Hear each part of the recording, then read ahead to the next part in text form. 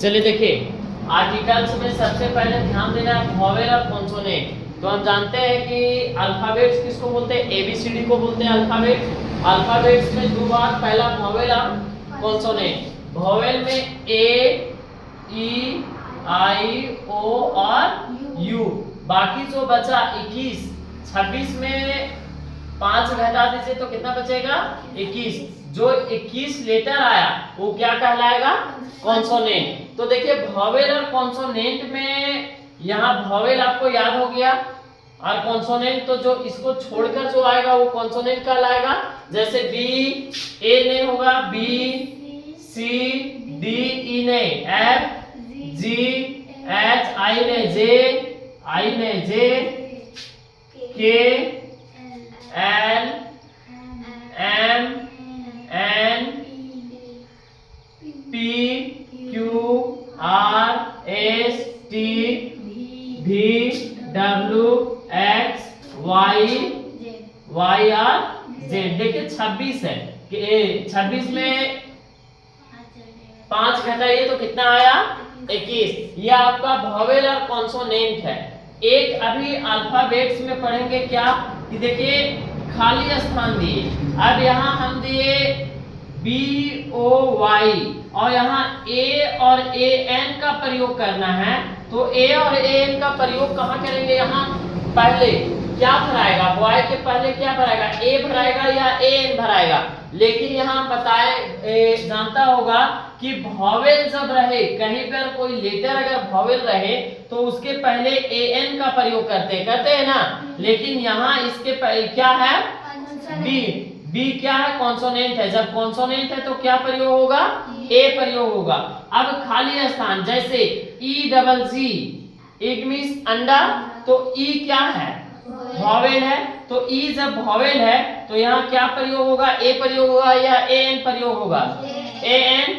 खाली स्थान, अच्छा बी ए, बी ए क्लास होता है, बी ए क्लास होता है।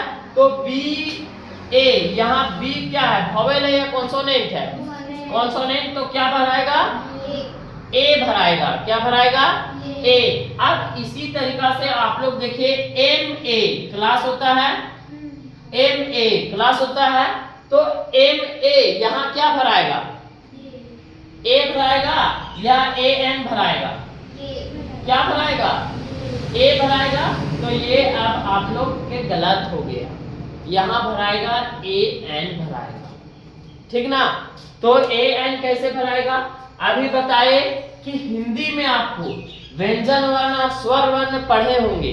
तो स्वर वर्ण और व्यंजन वर्ण में आप लोग देखे होंगे कि अ, आ, हर्षही, हर्षही, दुर्गही, हर्षहु, दुर्गहु, ए आए वो अंग अ।